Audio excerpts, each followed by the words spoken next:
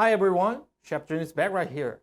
So 10 years ago, when I was a culinary student living in New York City, there was a really legendary sandwich shop. It's called the Katz. Probably all New Yorkers know about it. It's basically pastrami sandwich, which is piled up almost like this, and sometimes you can go taller like this. It's no kidding.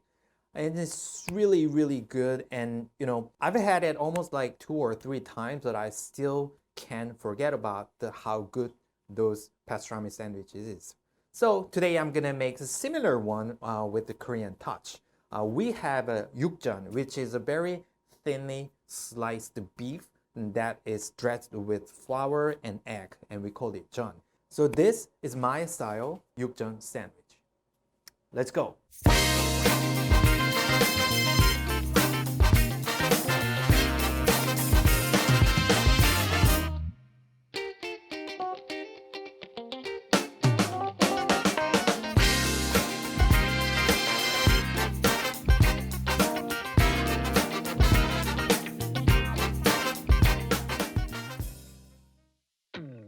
Okay, so first things first, you're gonna spread out your thinly sliced rump round beef steak and then season with a good amount of salt and pepper.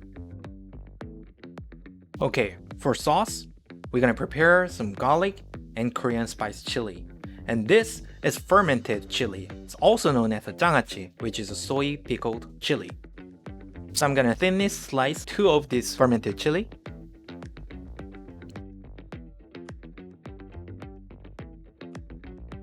I'm just gonna use all the seeds and stems. But for the fresh spiced chili, I'm just gonna get rid of all the seeds and stems and then slice as the same size of the fermented one. Garlic, always use the garlic press. Smash your garlic.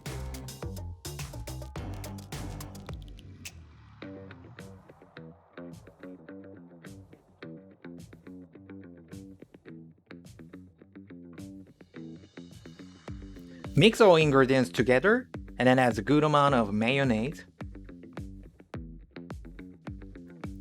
And then use the soy sauce. That one is used for the fermented chili. This one I'm gonna add a tablespoon. It's a good amount of fresh ground black pepper and cayenne pepper to give some more heat.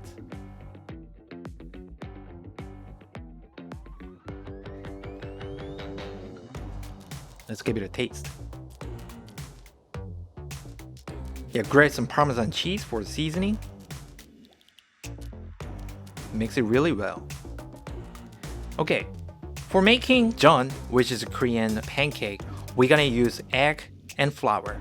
If you use the breadcrumb for this one, you're gonna make the cutlet, but we are making jeon at this moment. We are not using any kind of a breadcrumb, just flour and egg wash.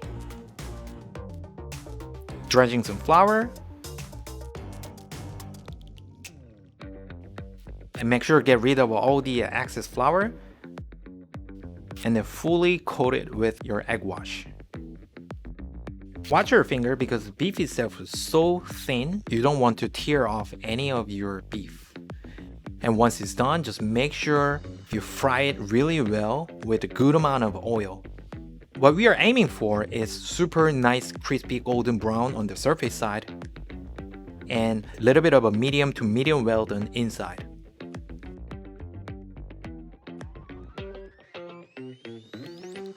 Okay, let's prepare bread. Today I'm using whole wheat bread, and I'm just gonna use a dry pan to toast this bread. But you can also use a toaster or toaster oven, whatever you have.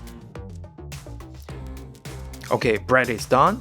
So I'm just gonna make a double decker. So I prepared my 3 sliced bread and then spread out your sauce very evenly.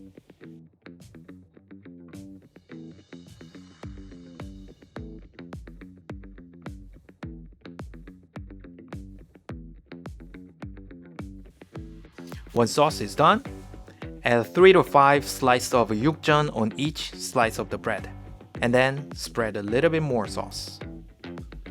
Put the middle part on top of the bottom one, and then finish with the top sliced bread. Look at that! Isn't this beautiful? This is like meat bomb of Korean Yuk-Jeon.